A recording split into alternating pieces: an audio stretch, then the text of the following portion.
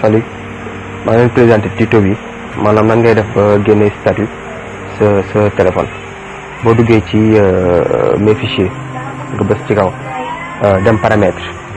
case bi kenn du ko coché da ngay fekk kenn du ko coché nga coché ko boo ko coché nga génn